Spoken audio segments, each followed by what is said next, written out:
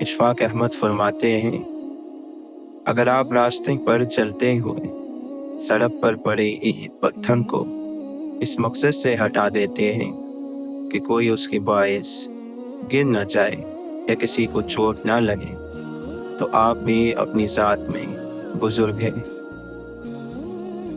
بزرگوں کے ساتھ لگے لپٹے رہنا چاہیے، چاہے خود کچھ بھی نہ ہو، کیونکہ یہ تو ممکن ہی نہیں کہ انجن تو منزل تک پہنچ جائے اور بوگیاں ادھر ہی کھڑی رہ جائیں۔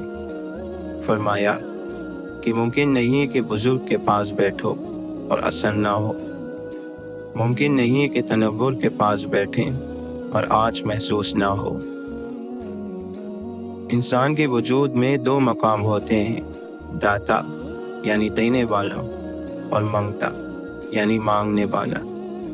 جو اللہ تعالیٰ کا بندہ ہو جاتا ہے وہ صورت کے اعتبار سے بھی داتا ہو جاتا ہے اور معنوں کے اعتبار سے بھی۔ اس لیے بزرگان دین فرماتے ہیں، صاحبو سوال مت بنو، جواب بنو۔ مٹھی کو آپ جتنا کس کر بند کریں گے اس میں اتنی ہی کم چیز آتی ہے، اگر مٹھی ڈھیلی بند کریں گے تو اس میں زیادہ سمائے گا۔ تو خیرات اور امداد کا بھی یہی طریقہ ہے کہ آپ جتنا پیسہ کس کر پکڑے رکھیں گے اللہ تعالیٰ اس میں اتنی ہی کمی کر دے گا۔ جو چیز آپ کو خوف زدہ کر رہی ہے، اگر آپ بہت دیر تک اس کی آنکھوں میں آنکھیں ڈال کر کھڑے ہو جائیں تو تھوڑی دیر بعد وہ خوف زدہ ہو کر بھاگ جائے گی۔ انسان پر جو حالات آتے ہیں وہ دو قسم کے ہوتے ہیں، ایسے حالات جو طبیعت کے مطابق ہو اور خوش کرنے والے ہو، دوسرے وہ حالات جو طبیعت کے خلاف ہو اور ناگوار ہو۔ تو ان حالات میں ابدیت یہ ہے کہ یوں سمجھیں کہ اللہ تعالیٰ مجھے قرب عطا فرمانا چاہتا ہے، خوشگوار حالات پر تو شکر کروں گا اور ناگوار حالات پر صبر کروں گا۔ جو حقدار ہے ان کو بھی دو اور جو ناحق کا مانگنے والا ہے اس کو بھی دو، تاکہ ہمیں جو ہمارے گناہوں کے باوجود ناحق مل رہا ہے کہیں وہ ملنا بند نہ ہو جائے۔ زندگی میں کبھی ہمدردی کے طلبگار نہ ہونا، خوش رہنا اور خوشیاں دینا، تم کو محبت ملے گی۔ ہمدردی چاہنے والے کو کبھی بھی محبت نہیں ملتی، ہمدردی تمہارے خزانے کو کبھی بھی نہیں بھر سکتی۔ انسان دو چیزوں کی وجہ سے کمزور ہوتا ہے، ایک موت، دوسرا رزق سے محرومی کا خوف۔ یہی خوف جاہلوں کے آگے آدمی کو جھکاتا ہے اور یہی باہر کے دشمنوں سے شکست دلواتا ہے۔ یہ خوف دل سے نکال دیجیے۔ مسجد کے باہر فقیر بیٹھا مانگ رہا تھا، نمازی باہر نکلے اور کچھ نے اسے اتنا شرمندہ کیا کہ وہ بھاگ کر شراب خانے کے دروازے پر بیٹھ گیا۔ جو بھی شرابی نکلتا اسے کچھ نہ کچھ دے کر کہتا کہ ہم تو گناہگار ہیں، شاید تیری دعائیں ہی سے نجات مل جائے۔ امام جعفر صادق علیہ السلام نے فرمایا، عزت اللہ کی رضا میں ہے، لوگوں کی فرما برداری میں نہیں۔ اللہ کے نبی صلی اللہ علیہ وسلم فرماتے ہیں، صدقہ کر کے اپنے اور اپنے رب کے درمیان تعلق پیدا کرو، تمہیں رزق دیا جائے گا، تمہاری مدد بھی کی جائے گی اور تمہارے نقصان کی تلافی بھی کی جائے گی۔ اللہ تعالیٰ قرآن مجید میں فرماتا ہے، اور انسان کو جب ہم نعمت دیتے ہیں تو وہ منہ پھیر لیتا ہے اور اکڑ جاتا ہے، اور جب اس کو تکلیف پہنچتی ہے تو لمبی لمبی دعائیں کرنے لگتا ہے۔ اللہ نے یہ کائنات محبت میں بنائی، محبت کے لیے بنائی، اور کائنات کی ہر چیز محبت کے قابل ہے۔ جو بندہ اپنے عمل کو سنوار لیتا ہے خدا اس کی حالت کو بدل دیتا ہے۔ صبر دے کر نہیں بھیجا جاتا، آہستہ آہستہ ہر آزمائش پر عطا کیا جاتا ہے، ورنہ انسان تو پہلی ہی تکلیف کو اپنی آخری حد مان لیتا ہے۔ جب دکھ شدت اختیار کر جائے تو بولنے کی غلطی مت کرنا، یہ تو صبر کے لمحات ہوتے ہیں، وہ لمحے جب اللہ آپ کے ساتھ ہوتا ہے، اور وہ جب ساتھ ہو جاتا ہے تو انسان کو فرج سے عرش تک پہنچا دیتا ہے۔ یقیناً اللہ راضی ہوتا ہے، بہت خوش ہوتا ہے، بلائیں روک دیتا ہے، خطائیں بخش دیتا ہے، دعائیں قبول فرما کر عطائیں جاری کر دیتا ہے۔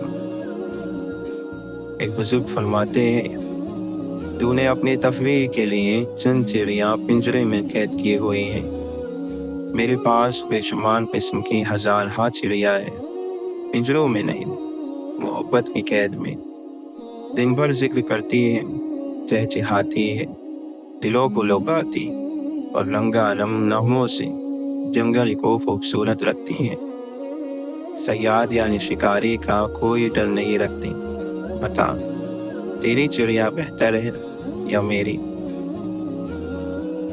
کسی کی مخالفت کسی کا بال بیکا نہیں کر سکتی، کسی بھی مخلوق کو اور کسی بھی مخلوق پر کوئی طاقت حاصل نہیں اور کوئی قدرت حاصل نہیں مگر اللہ کے حکم سے۔ جب تک حکم نہیں ملتا کوئی بھی اور کچھ بھی کرنے پر کوئی قدرت نہیں رکھتا۔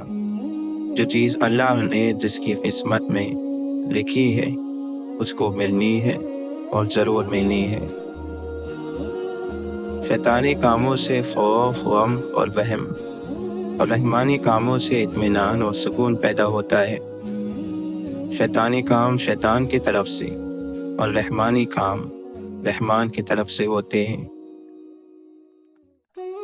ظالم کو ظلم کا خمیازہ بھگتنا پڑے گا، دنیا میں بھی اور آخرت میں بھی، مگر توبہ کر لے۔ کیا تمہیں مرنا یاد نہیں اور یہ یاد نہیں کہ دنیا آخرت کی کھیتی اور چند روزہ ہے؟ خبردار اے مومن، شام ہو چکی ہے، بازار بند ہونے کو ہے اور سودا خریدا ہی نہیں، اور یہ وقت کی آخری پکار ہے۔